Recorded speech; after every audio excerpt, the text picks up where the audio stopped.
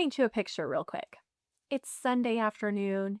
You just got home from church. You're still in your cute little outfit, and you open up a dating app.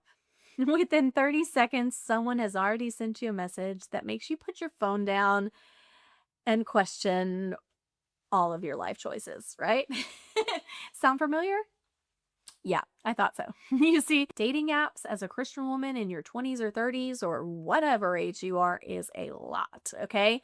It can feel like you're trying to find a needle in a haystack, except the haystack is on fire and people keep asking why you're waiting, like it's the most bizarre concept they've ever encountered, right? But here's what I want to say. Before we get into anything else, using a dating app does not mean that you are less of a Christian. It doesn't. It doesn't mean that you trust God any less. It doesn't mean that you're desperate. It just means that you're a normal human being living in 2026 and you're trying to be open to meeting people in the spaces where people actually are, right? That's okay. Okay. You can let go of that guilt and shame right now. Okay. What we do need to talk about, though, is how to navigate those spaces without losing yourself, without losing your Christian values, your standards, your peace, all along the process, right? Okay, so that's what we're going to talk about today. The reality of dating apps as a Christian woman. Let's talk real honestly, real quick, about what we're working with here. Okay, most mainstream dating apps were not built with Christian values in mind. They were built for volume, for swiping, for quick connections, and sometimes for things that have nothing to do with finding a God honoring relationship, right? Yeah, that doesn't mean they can't be useful though, but it does mean we have to be strategic and self aware going into it, okay? There's also this weird tension that Christian women face on dating apps that I don't think gets talked about enough. On one hand, you want to be open and approachable, but on the other hand, you have real values and standards about faith, about physical boundaries, about what kind of future you're building. And communicating those things up front can feel vulnerable or even like you're going to scare everyone away. But I want to reframe that for you, okay? Your standards are not a barrier, but a filter. They're a filter. And a filter is a good thing. I mean, you want filtered water, right? You want people who aren't aligned with your values to self-select out early. And that's not rejection, okay? That's efficiency and wisdom. You don't want to have to filter through those people after you've gotten to know them, right? Okay. Now, this might sound obvious, but I think so many of us skip the step of setting up your standards before you even open the app. Okay. Before you get on the dating app, get clear on what you actually believe and what you actually need. Okay. Not what you think you should want, not what your friends are looking for. What do you need in order to build a healthy, God centered relationship? Some questions are worth sitting with, worth thinking about, okay? Is active faith a non negotiable for me? Or is it something I'm open to growing with together? What do I believe about physical boundaries in dating? And am I willing to communicate and hold to those? What does a healthy relationship look like to me spiritually, emotionally, practically? Am I looking for something serious? And am I prepared to say that, right? Romans 12:2 says, "Do not conform to the pattern of this world, but be transformed by the renewing of your mind." That renewing has to happen before you get into the environments that can pull you toward compromise, okay? Know your mind before the apps try to change it, okay? Write those standards down. Write them down if you have to, okay? Not if you have to. I recommend doing it. Just do it. Keep them somewhere you can revisit when you're in the thick of a conversation with someone who's charming but doesn't share your values and you're tempted to rationalize it away. Future you will thank you. I promise. Okay? Then, after you've already set those standards, you've written them out, you've got to build a profile that reflects who you actually are. Okay? Your profile is your first impression, and it's also your first act of integrity in the dating process. It should represent you, not a curated, softened, more marketable version of you, right? The goal isn't to maximize matches. The goal is to attract the right matches. So be clear about your faith. You don't have to lead with a Bible verse if that doesn't feel natural to you. But don't hide it either, okay? If your relationship with God is central to your life, and I'm assuming it is if you're watching this, that should come through in how you present yourself. Mention your church community. Mention your faith that matters to you. Mention what you're looking for in that area. Okay. Be clear about your intentions. Are you looking for something serious? Say it. I know it can feel like too much, but the people who are scared off by that honesty, that's not your person. The person who reads, I'm looking for something intentional and long term and thinks, me too, that's who you're looking for. So be yourself, like genuinely yourself, your sense of humor, your interests, the things that light you up, because authenticity attracts authenticity. You don't want someone to fall for a version of you that you have to maintain, right? You want someone to be drawn to who you actually are, okay? And then the next step is navigating conversations, right? Okay, so you've got the match, you've matched with someone, conversations are starting.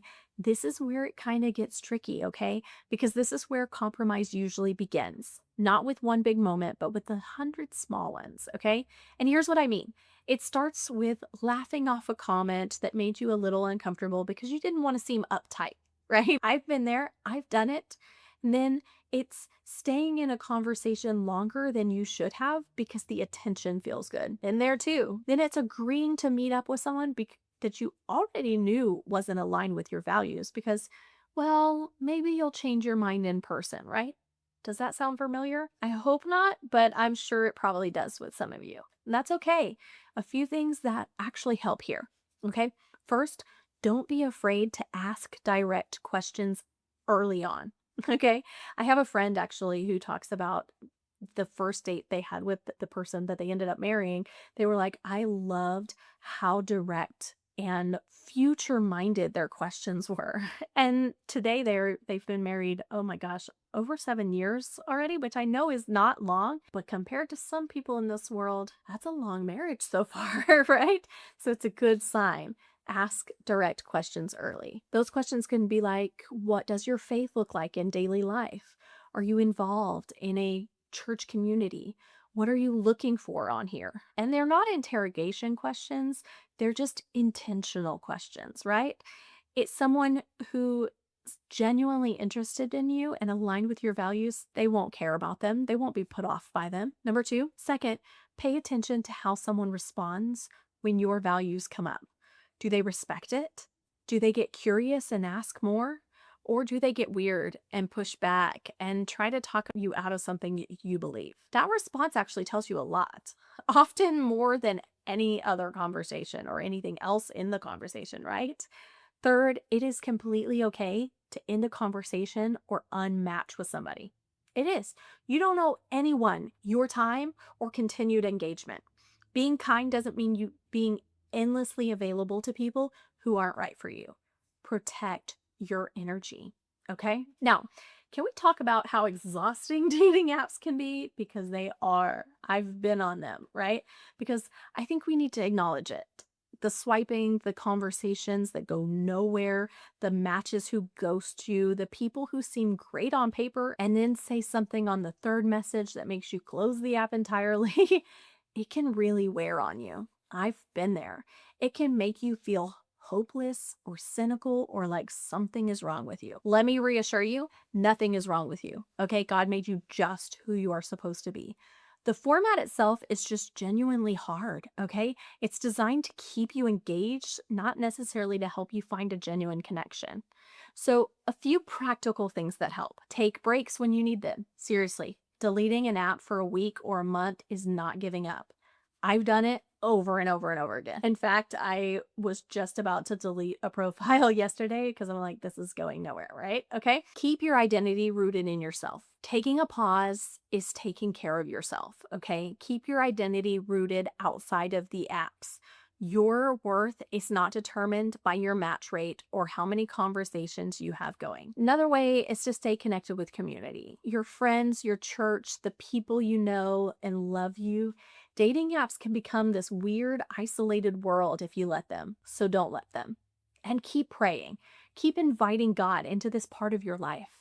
It can feel almost too small or mundane to bring to God, like surely he has better things to think about, right? But he doesn't see it that way. He doesn't. Psalm 34:7 says, "Delight yourself in the Lord, and he will give you the desires of your heart." He cares about your desires. He cares about your longing for partnership. You can talk to him about it. Trust me. Now, dating apps are a tool. Like any tool, they can be used well or they can be used poorly.